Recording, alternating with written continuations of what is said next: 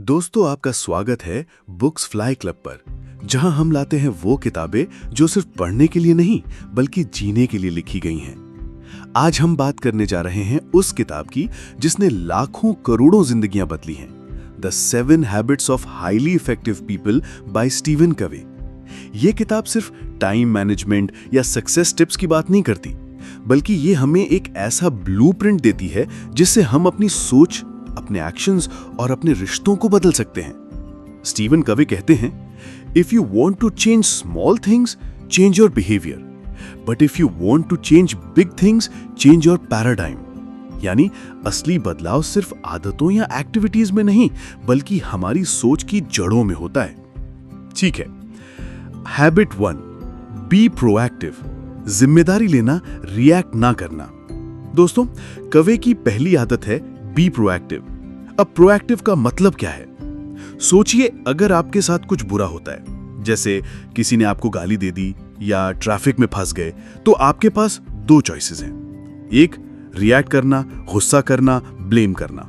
दूसरा, consciously respond करना, यानी सोचना कि मैं इस सिचुएशन को कैसे हैंडल करना चाहता हूं। कवे कहते हैं, रिएक्टिव लोग हमेशा दूसरों को, हालात को, किस्मत को ब्लेम करते रहते हैं, लेकिन इफेक्टिव लोग प्रोएक्टिव होते हैं। उनके पास वो शक्ति होती है कि वो हालात को बदल नहीं सकते तो भी अपना एटीट्यूड बदल सकते हैं। मैं आपको एक कहानी सुनाता हूं। राहुल ऑफिस में काम करता था।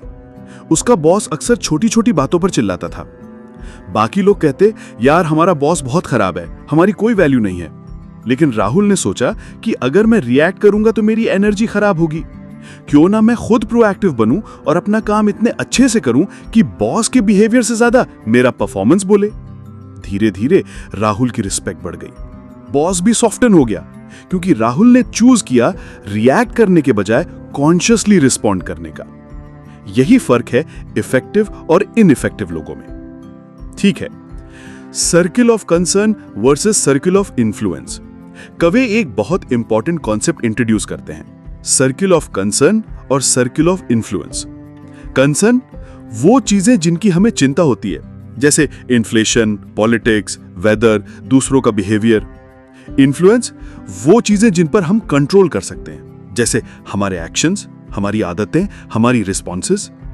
रिएक्टिव लोग हमेशा कंसर्न वाले सर्किल में फंस जाते हैं। सरकार ऐसी क्यों है, लोग ऐसे क्यों हैं, इकोनॉमी खराब क्यों है।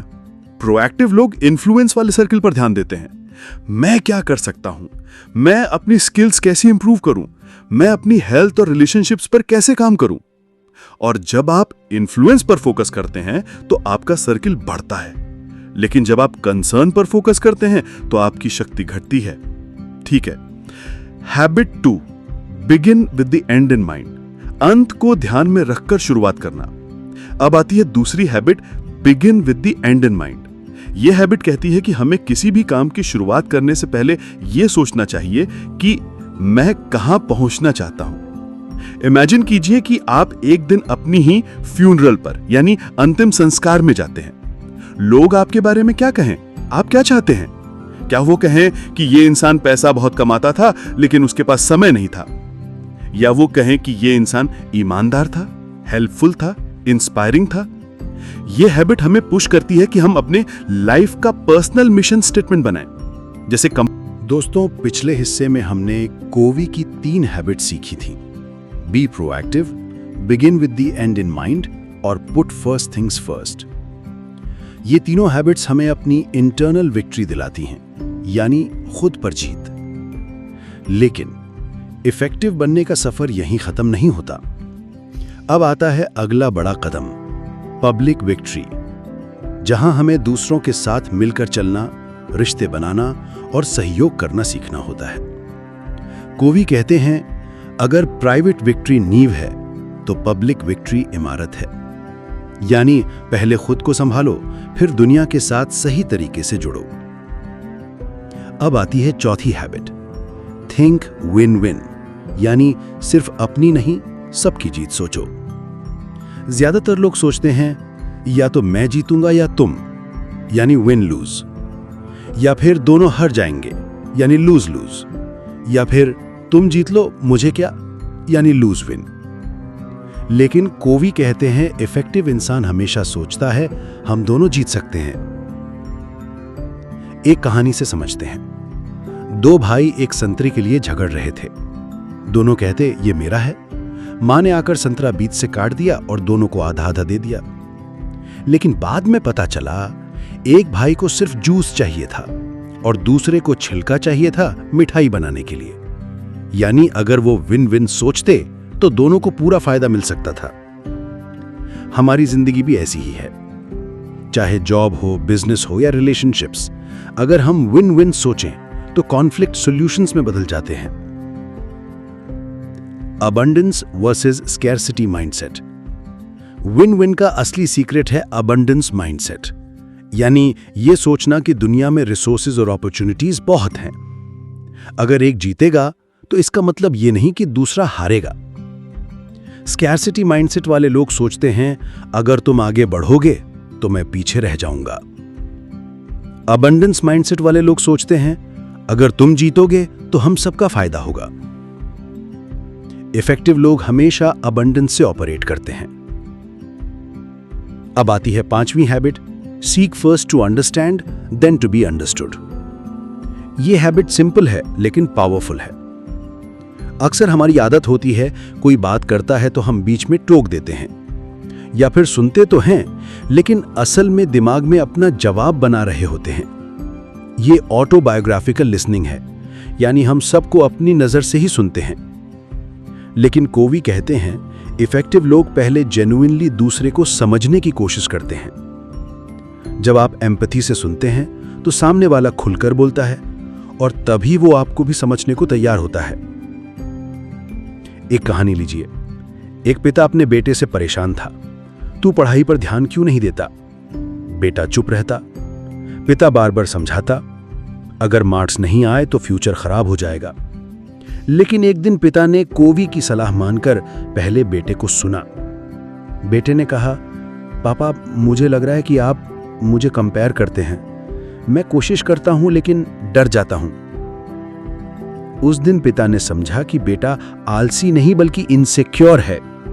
तभी रियल कम्युनिकेशन शुरू हुई। यानी दोस्तों, कम्युनिकेशन का असली सीक्रेट है पहले समझना फिर समझाना। अब आती है 6ठी हैबिट, सिनर्जाइज, यानी टीम वर्क की ताकत। इसका मतलब है 1 + 1 = 11। यानी जब लोग मिलकर काम करते हैं तो रिजल्ट उनकी इंडिविजुअल कैपेसिटी से कहीं ज्यादा आता है।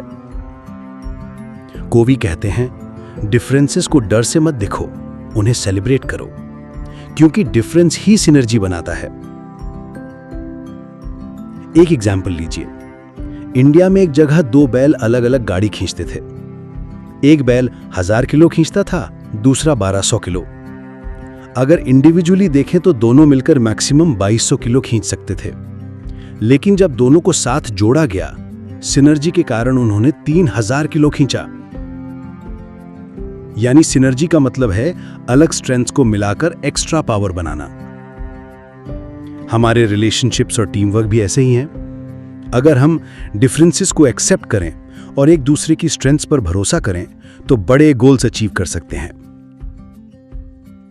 दोस्तों, इस हिस्से में हमने कोवी की 3 और हैबिट सीखी। चौथी, थिंक विन विन, यानी सबकी जीत सोचना। 5वीं, seek first to understand then to be understood, यानी पहले समझना फिर समझाना। 6ठी, सिनर्जाइज, यानी टीम वर्क और डिफरेंसेस की ताकत। कोवी ने कहते हैं पब्लिक विक्ट्री, क्योंकि ये हैबिट्स हमें दूसरों के साथ स्ट्रॉन्ग और मीनिंगफुल रिलेशनशिप्स बनाने में मदद करती हैं। अब मैं आपसे एक सवाल छोड़ता हूं। आपकी जिंदगी में सबसे बड़ी लड़ाई कहां है? घर में, ऑफिस में या खुद के भीतर? और अगर आप विन विन सोच अपनाएं तो वो लड़ाई कैसे बदल सकती है? दोस्तों, पिछले 2 हिस्सों में हमने स्टीवन कोवी की 6 हैबिट्स सीखी। Private victory, be proactive, begin with the end in mind, put first things first. Public victory, think win win, seek first to understand, synergise. अब बची है सबसे महत्वपूर्ण हैबिट 7, जिसे कोवी कहते हैं शार्पन द सॉ। और इसी के साथ वो हमें एक एक्स्ट्रा प्रिंसिपल भी देते हैं जिसे समझकर हम अपनी जिंदगी को हमेशा इवॉल्विंग रख सकते हैं। हैबिट 7, शार्पन द सॉ, आरी को तेज करना। कॉवी एक कहानी बताते हैं। एक आदमी जंगल में पेड़ काट रहा था।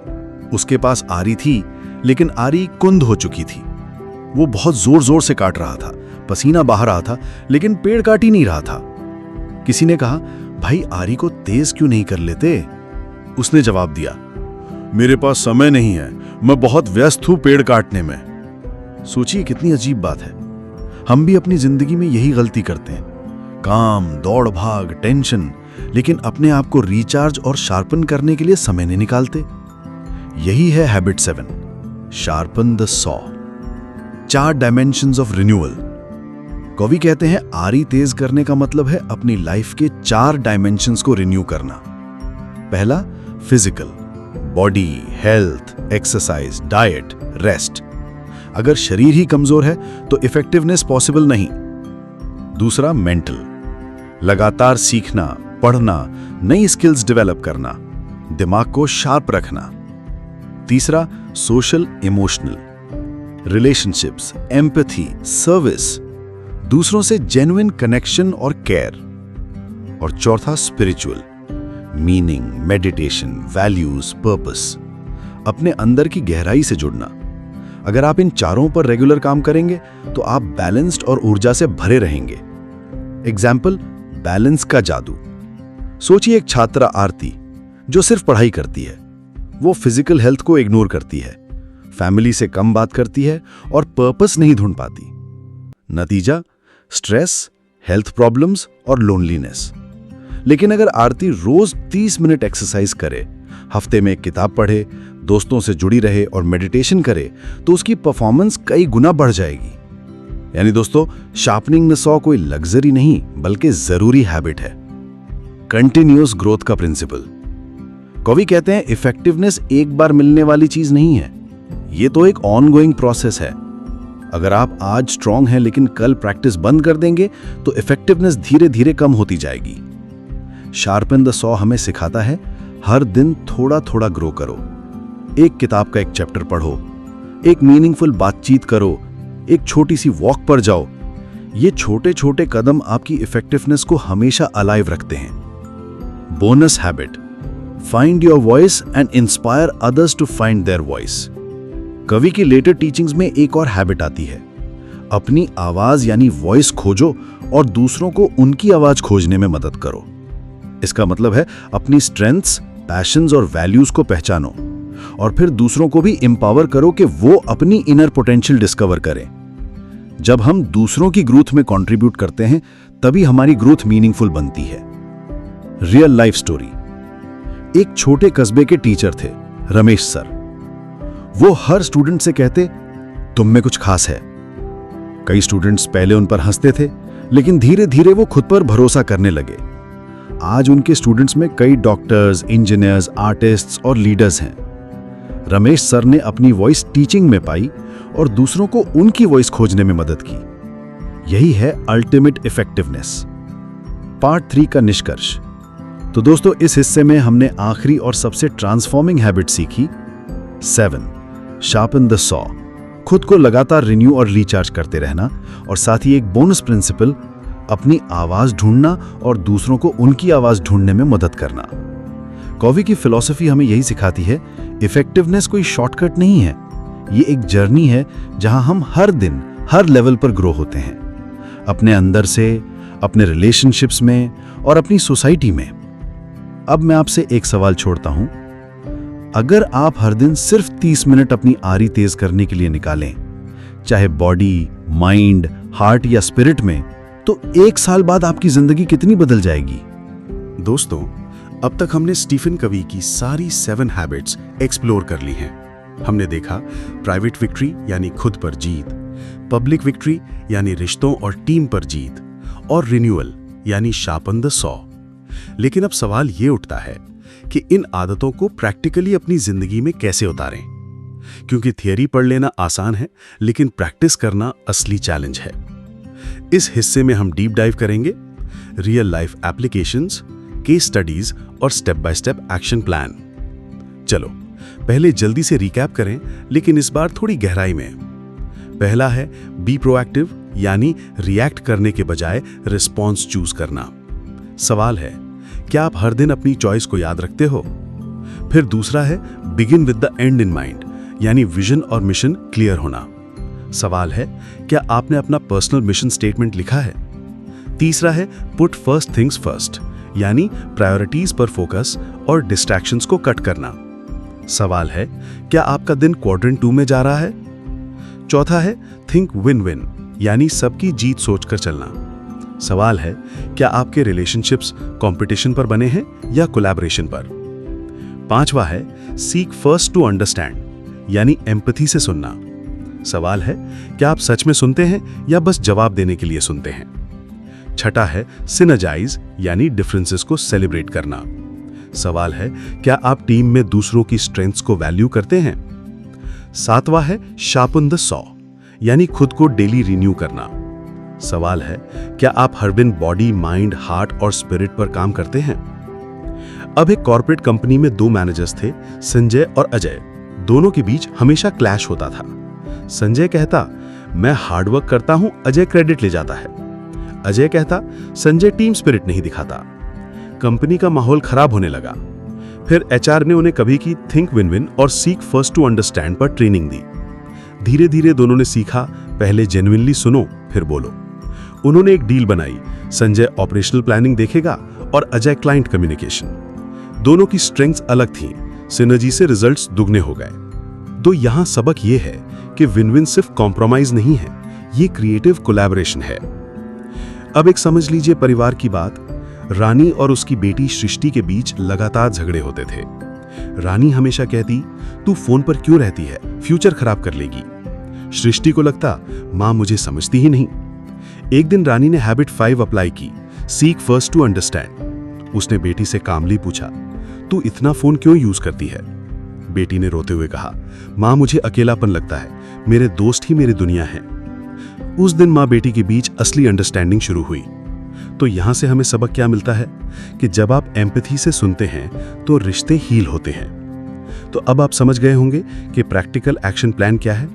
अब सवाल आता है कि मैं अपनी लाइफ में इन हैबिट्स को कैसे लाऊं। तो कवि एक बहुत ही सिंपल फ्रेमवर्क सजेस्ट करते हैं। सबसे पहला, सेल्फ रिफ्लेक्शन जर्नल। हर रात 5 मिनट निकालकर लिखो, आज मैं कहां रिएक्टिव था, आज मैंने प्रायोरिटीज पर काम किया या सिर्फ अर्जेंट चीजों में फंसा रहा, क्या मैंने किसी को एम्पैथी से सुना, क्या मैंने आज अपनी आरी तेज की। ये छोटे सवाल धीरे धीरे हैबिट्स को नेचुरल बना देंगे। और दूसरा तरीका है वीकली प्लानिंग। हर हफ्ते 30 मिनट बैठो और लिखो, इस हफ्ते का मेरा एंड इन माइंड क्या है, टॉप 3 प्रायोरिटीज कौन सी हैं, किस रिलेशनशिप में मुझे विन विन अप्रोच अपनानी है। तीसरा तरीका है अकाउंटेबिलिटी पार्टनर। किसी दोस्त या मेंटर को कहो कि वो आपकी हैबिट्स चेक करे। जैसे हर हफ्ते पूछे, इस हफ्ते कौन सी हैबिट सबसे अच्छी रही और कौन सी मिस हुई। चौथा तरीका है शार्पनिंग रिचुअल्स। डेली रूटीन में छोटे रिचुअल्स जोड़ लो, जैसे सुबह 15 मिनट वॉक यानी फिजिकल, 20 मिनट पढ़ाई यानी मेंटल, 10 मिनट ग्रैटिट्यूड लिखना यानी इमोशनल और 10 मिनट साइलेंस या प्रेयर यानी स्पिरिचुअल। एक एग्जाम्पल समझ लो। मान लो एक स्टूडेंट है अर्पित, इन स्टेप्स को फॉलो करता है। पहले वो हमेशा टेंशन में रहता था, लास्ट मिनट पढ़ाई करता था और मार्क्स भी एवरेज आते थे। लेकिन जब उसने begin with the end in mind करके अपना विजन लिखा कि मैं कॉन्फिडेंट और डिसिप्लिन स्टूडेंट बनूंगा, तो उसका फोकस क्लियर हो गया। उसने प्रायोरिटीज सेट की, डिस्ट्रैक्शंस कम की और हर दिन जर्नल लिखा। 6 महीने बाद उसके मार्क्स ही नहीं, उसका कॉन्फिडेंस भी डबल हो गया। तो दोस्तों, इस हिस्से में हमने हैबिट्स को रियल लाइफ में उतारने का तरीका सीखा। कबीर कहते हैं, knowledge is not power, applied knowledge is power. यानी हैबिट्स पढ़ लेना ही काफी नहीं, उन्हें प्रैक्टिस करना ही असली इफेक्टिवनेस है। अब मैं आपसे एक सवाल छोड़ता हूं। अगर आप सिर्फ एक हैबिट आज से शुरू करें और उसे लगातार 30 दिन निभाएं, तो आपकी जिंदगी का कौन सा हिस्सा सबसे पहले बदलेगा? दोस्तों, हम अब स्टीफन कोवी की इस लेजेंडरी किताब की फाइनल जर्नी पर हैं। अब तक हमने हैबिट्स को सीखा, स्टोरीज में देखा और एक्शन प्लान्स बनाए। लेकिन असली सवाल यह है, इन 7 हैबिट्स को सिर्फ आज या कल नहीं, बल्कि जिंदगी भर कैसे जिया जाए। इस आखिरी हिस्से में हम करेंगे ग्रैंड रिकैप, इंस्पिरेशनल कहानियां, लॉन्ग टर्म रोड मैप और वो माइंडसेट शिफ्ट जिससे आपकी जिंदगी सच में बदल जाए। तो आइए शुरू करते हैं। Grand recap, the 7 habits. पहला है बी प्रोएक्टिव। आपके पास हमेशा चॉइस है। रिएक्ट मत करो, रिस्पॉन्स चुनो। जैसे अगर किसी ने आपको गाली दी तो आपका गुस्सा उसकी वजह से नहीं बल्कि आपकी चॉइस से है। दूसरा है begin with the end in mind. हर काम का ब्लूप्रिंट दिमाग में पहले बनाओ। जैसे घर बनाने से पहले नक्शा बनता है, वैसे ही लाइफ का नक्शा मिशन स्टेटमेंट से बनता है। तीसरा है put first things first. Urgent और इंपॉर्टेंट को अलग करो। जैसे सोशल मीडिया अर्जेंट लगता है लेकिन एग्जाम प्रिपरेशन इंपॉर्टेंट है। चौथा, थिंक विन विन। दूसरों की हार में अपनी जीत मत ढूंढो। जैसे बिजनेस में पार्टनर को भी जीतने दो, तभी लॉन्ग टर्म ग्रोथ पॉसिबल है। पांचवा, seek first to understand then to be understood. पहले समझो फिर समझाओ। जैसे किसी रिश्ते में अगर आप जेन्युइनली सुनेंगे तो लड़ाई कम और प्यार ज्यादा होगा। छठा, synergise. Team work equal to differences को सेलिब्रेट करना। जैसे एक ऑर्केस्ट्रा में हर इंस्ट्रूमेंट अलग है लेकिन मिलकर हार्मनी बनाते हैं। सातवां, शार्पन द सॉ। अपनी आरी को तेज रखो, बॉडी, माइंड, हार्ट, स्पिरिट चारों डायमेंशंस में। जैसे जिम जाओ, किताब पढ़ो, ग्रैटिट्यूड लिखो, मेडिटेशन करो। अब आते हैं इंस्पिरेशनल स्टोरीज पे। पहली स्टोरी है NR नारायण मूर्ति, इन्फोसिस फाउंडर की। इन्फोसिस जब शुरू हुआ था रिसोर्सेज कम थे लेकिन विजन क्लियर था। मूर्ति प्रोएक्टिव रहे, हर चैलेंज का सलूशन निकाला। उन्होंने begin with the end in mind से एक IT एम्पायर बनाया और थिंक विन विन से अपनी टीम को बराबर हिस्सा दिया। लेसन क्या? हैबिट सिर्फ पर्सनल नहीं, बिजनेस सक्सेस की भी फाउंडेशन है। दूसरी स्टोरी है महात्मा गांधी की। गांधी जी रिएक्टिव नहीं थे। उन्होंने हर इंसल्ट और वायलेंस का जवाब प्रोएक्टिवली नॉन वायलेंस से दिया। उनका एंड इन माइंड था आजाद भारत। उन्होंने विन विन सोचा, अंग्रेजों से भी नफरत नहीं बल्कि इंसानियत को ऊपर रखा। लेसन क्या? जब हैबिट्स मिशन से जुड़ती हैं तो दुनिया बदल सकती है। तीसरी स्टोरी है student to IAS officer. Rahul नाम का लड़का छोटे गांव से था, रिसोर्सेज कम, डिस्ट्रैक्शंस ज्यादा, लेकिन उसने कोवी की हैबिट्स फॉलो की।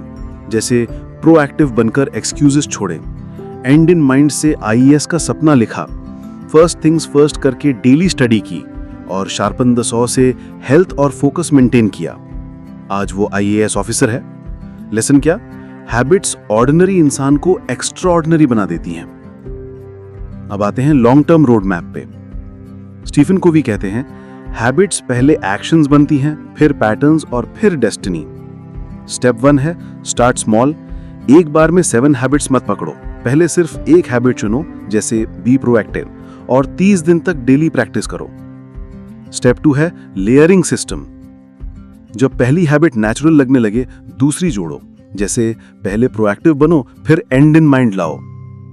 स्टेप 3 है एनवायरनमेंट डिजाइन। ऐसे लोगों और जगहों के साथ रहो जहां ये हैबिट्स आसान हों। जैसे अगर आपके फ्रेंड्स सिर्फ डिस्ट्रैक्शंस में रहते हैं तो प्रायोरिटीज पर फोकस करना मुश्किल होगा। स्टेप 4 है life long learning. Habit 7 sharpen the saw ही बाकी हैबिट्स को सस्टेन करती है।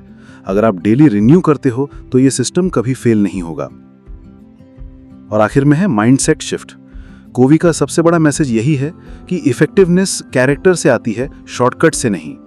आज की दुनिया क्विक फिक्स सॉल्यूशंस चाहती है, 21 डेज हैक्स, ओवरनाइट सक्सेस। लेकिन सच्चाई ये है कि अगर कैरेक्टर मजबूत नहीं तो सक्सेस टिकती नहीं। 7 हैबिट्स कैरेक्टर बिल्डिंग हैबिट्स हैं। अगर आपने इन्हें जी लिया तो आप सिर्फ इफेक्टिव इंसान नहीं बल्कि इम्पैक्टफुल इंसान बन जाओगे। दोस्तों, अब मैं आपको एक आखिरी सवाल छोड़ता हूं। अगर आज आपकी जिंदगी एक किताब है तो आने वाले चैप्टर्स को लिखने के लिए आप कौन सी नई हैबिट अपनाएंगे? सोचिए, क्योंकि कोवी कहते हैं we are not product of circumstances, we are product of choices. और आपकी अगली चॉइस आपकी अगली डेस्टिनी